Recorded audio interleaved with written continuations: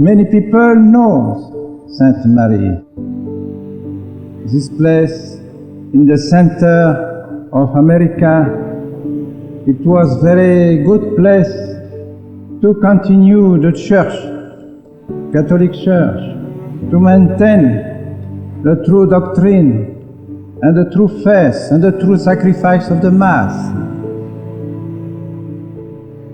My dear brethren, you come from sometime very far to live here in Sainte Marie with the hope that your children receive a good and true Catholic formation. Anybody who comes to St. Mary's was just refreshed at what a spirit of tradition that's held here. It's a place of profound spiritual significance. The first I heard about the Immaculata burning down was in the late 80s. This is going to be the biggest church that the Society of St. Pius X has ever built.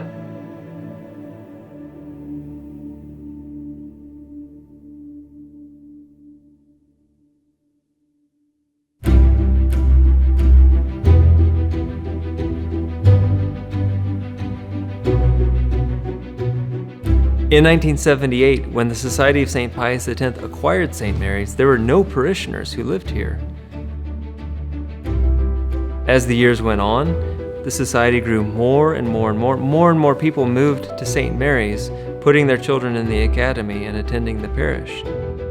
Such that 40 years later, we have over 4,000 souls who attend Mass here.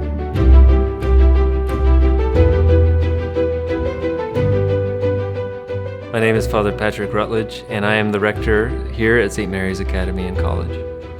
Currently in St. Mary's, Sundays are very chaotic. There's limited seating in our small chapel, which was an old refectory for the Jesuits. The faithful come to Mass, they're in traffic on Mission Street trying to get into parking. They finally find a parking spot, they walk into Mass, and lo and behold, there's only standing room.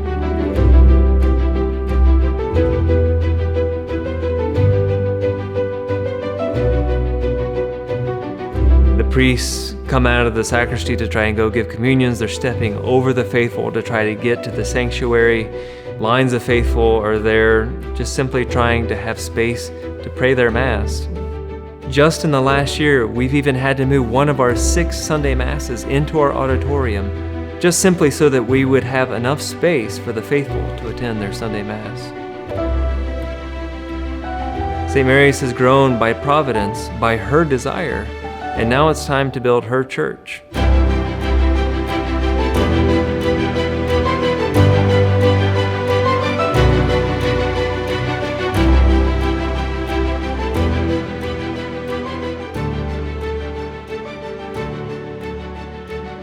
So this current project effort actually began in conjunction with a master plan study of the academic campus to look at long-term needs of both the parish and the academy.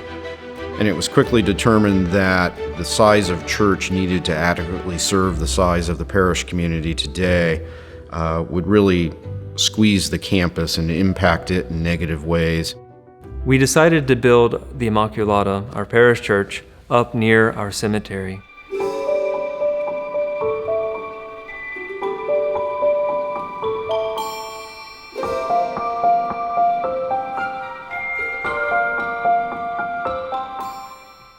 The site was also selected so that it could allow adequate room for proper layout and planning to provide not only for a very large church structure, but all of the approximate parking. So the new church has been sited on an east-west axis to follow the tradition of siting our churches that the altar faces east into the rising sun. The overall style that we would say the church is being designed in is a Romanesque revival style, meaning that we're referencing those churches of medieval Europe in the perhaps 9th to 14th centuries.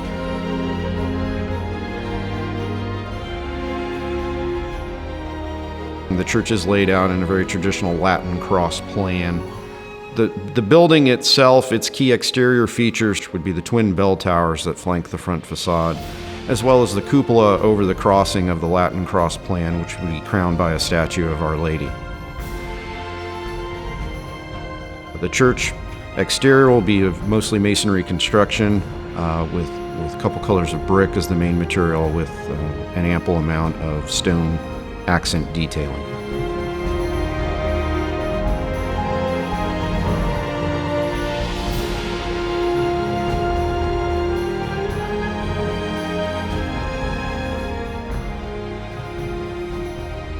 In front of that front facade of the church, we have a large plaza to help gather the faithful before and after Mass. Once you would pass from the porch and through the front doors, you'll come into the narthex of the church. You'll be able to see down the central aisle clear to the sanctuary. As you move down the nave to each of your sides, there are side aisles that are divided and screened from the central nave by an arcade carried on a row of Corinthian columns. For the design of the interior of the church, we drew inspiration from several of the major station churches of Rome, such as St. Paul's outside the walls and Santa Maria Maggiore. Going to Rome and going to these older and grander churches, I found that it does stir the soul. It does inspire you further in a way that you don't get in a simpler church.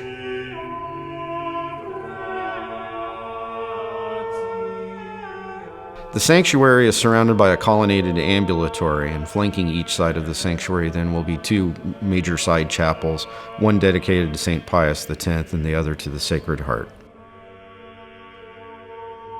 The new church, as it's been designed to date, seats 1,550 people. In order to do that comfortably, the church is very large. The main floor level of the church alone is 30,000 square feet, which, to give one a sense of that, if you're familiar with the current Assumption Chapel, we would be able to fit 4 of those into the first floor of the church. We then have 4,000 square feet at the cry room level, and above that another 4,000 square feet in the choir loft. So those 2 spaces alone would be the equivalent of your current chapel.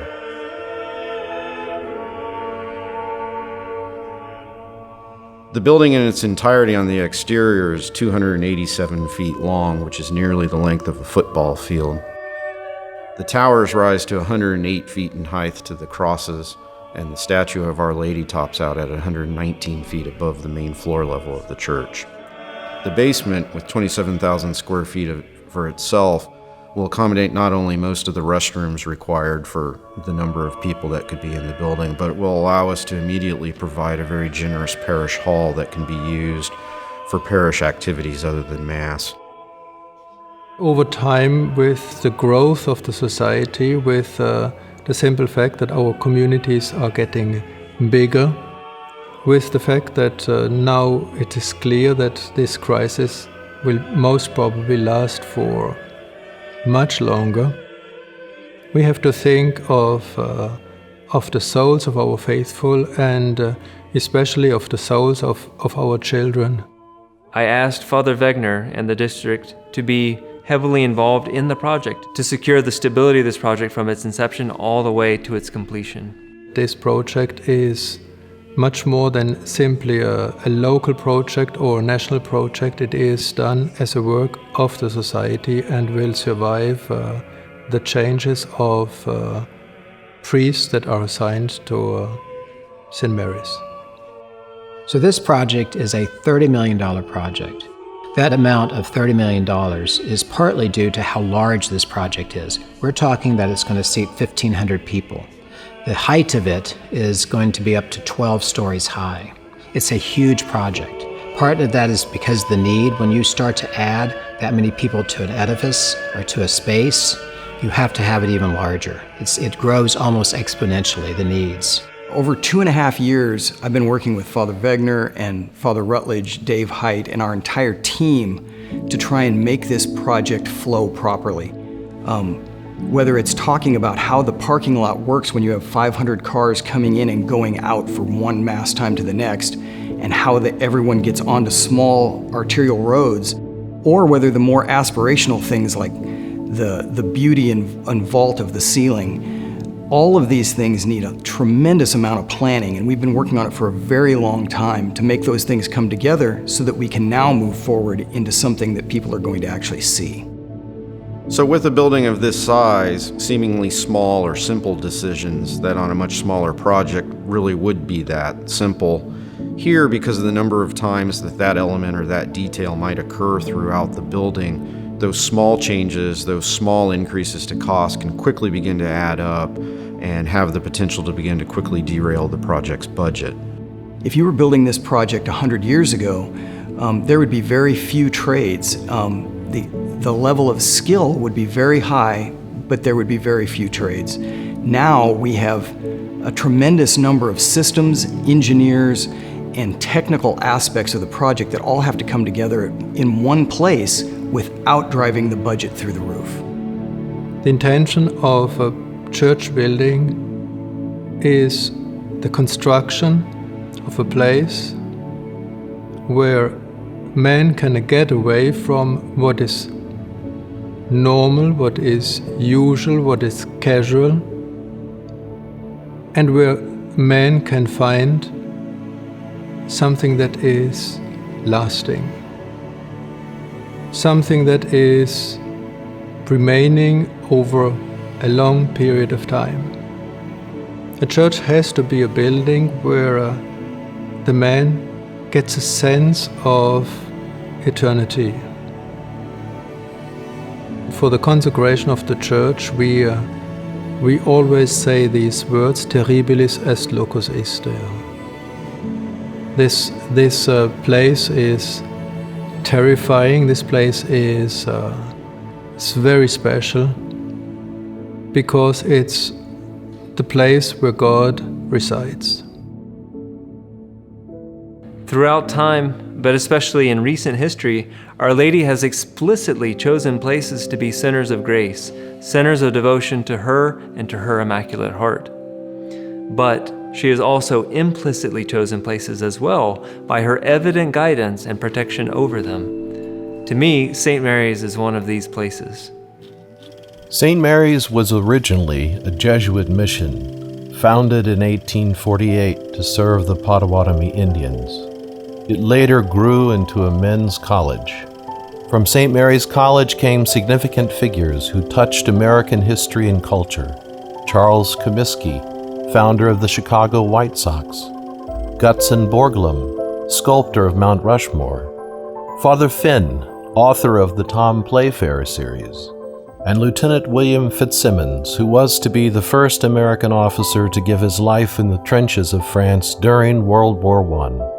Over 700 alumni of St. Mary's served in the war, and no fewer than 19 gave their lives. To this day, the memorial arch still stands in their honor and memory. During this collegiate period, Father Cornelius Shine rallied a group of alumni to fund and build the crowning jewel of the campus, a church, under the title and patronage of the Immaculata.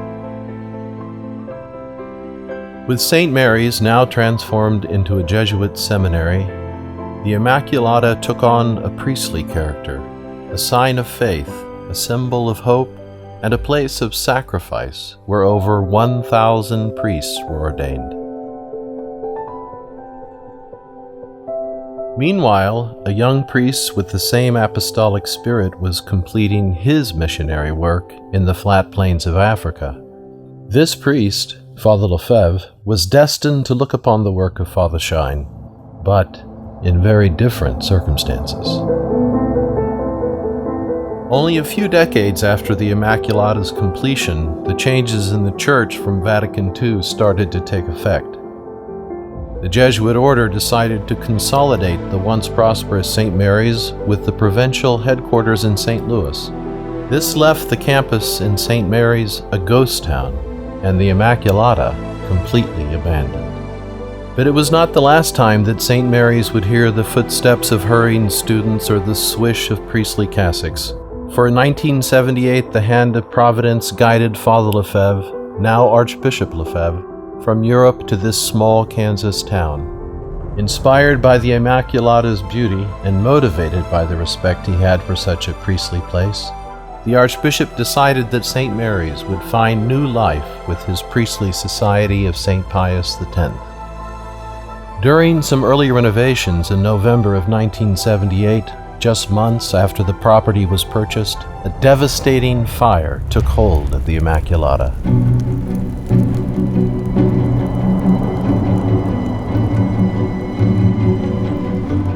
Well, I remember Jerry had called and he could hardly talk. I had been in St. Mary's several weeks before that and got to see the church.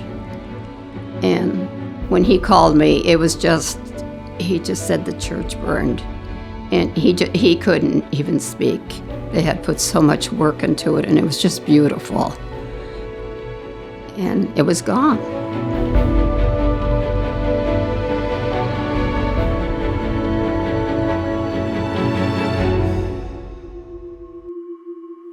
Despite such a setback, the parish continued to grow, and its growth only increased year after year. A temporary location for Mass was renovated from the old cafeteria. Although he was to return to Europe, the Archbishop, who had visited 5 times, left with a fond farewell. Oh, I thank you very much. It's going well for St. Mary's, and now I return in Switzerland, and is like St. Mary's. St. Mary is growing. Many babies. God bless you. Goodbye.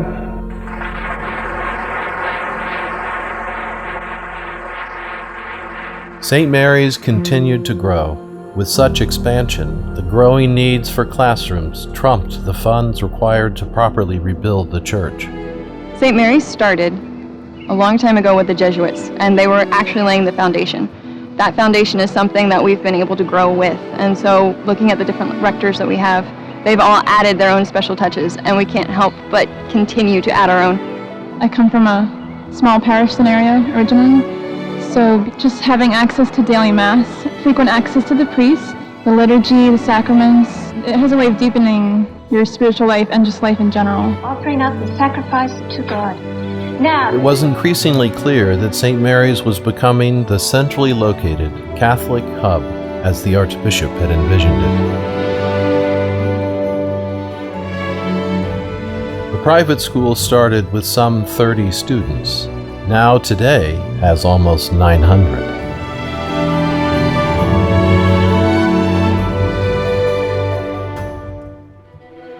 St. Mary's, from a very small place that nobody knew before, developed into a town in Kansas that all across the traditional world everybody knows.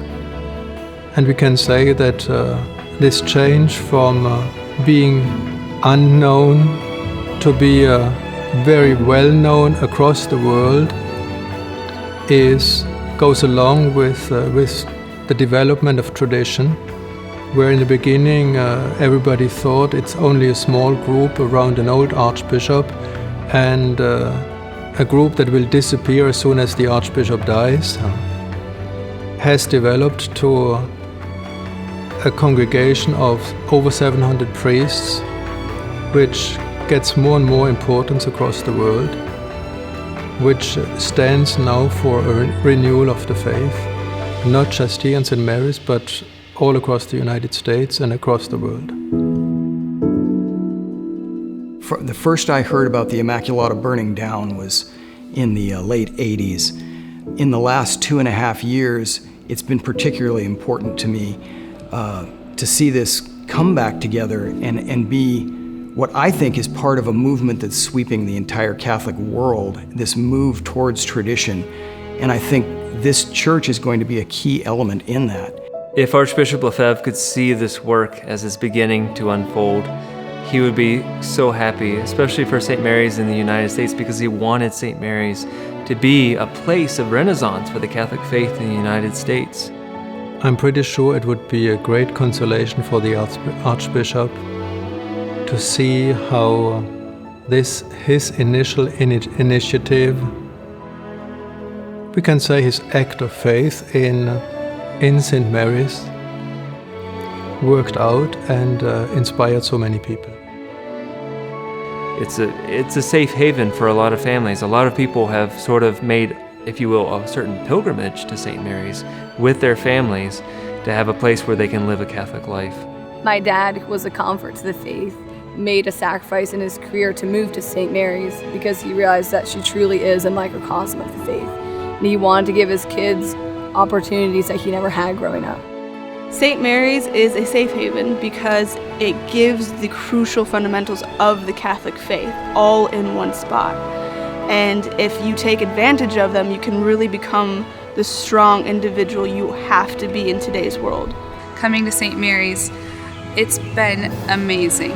I've worked in other schools, both public and private. And when I came to St. Mary's, the thing that really gave me hope for the future of tradition and of our schools is seeing the generosity and the talent and the wonderful spirit that is within all of our students here at St. Mary's. It has the largest concentration of people who are striving for the same thing, through the Catholic faith to reach God, and through the protection of Our Lady, which is why the town is called St. Mary's. St. Mary's, through the priests, the sisters, the liturgy, daily mass, benediction, and the good atmosphere, provides the full package for a Catholic life.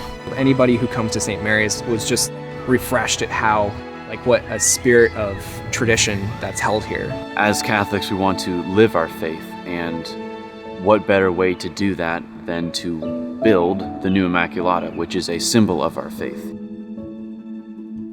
We speak of a multi-million-dollar project. We speak of a church with over 1,500 places to seat faithful. And this is the biggest church the society ever built. We're building a building that evokes all the same emotions and feels just as monumental and is going to last for hundreds of years, but doing it with modern techniques and making sure that we are always on budget. Back in 2008, we had raised and had on hand around $800,000. Since then, we have raised more and we're into the millions. So now, as we start this ongoing campaign to obtain pledges for finishing the fundraising, we already have $15 million in the bank. What inspires me most in this project is the idea of be a part of something that marks the souls and the history, Catholic history of this place.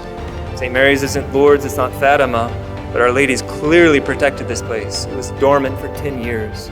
Now look at it. A town named after her by Father Verate has come to life again. And so let's do it. Let's build this church again for the church as a beacon of hope, as a symbol of restoration. Let's do it for our society and for Archbishop Lefebvre, whose vision for St. Mary's was spot on. But above all, let's do it for Our Lady. Do it for our Mother. When you give to the Immaculata, you're not giving to the parish or the college, you're not giving to the academy, you're not giving to anybody but to the Immaculata. You're giving to her.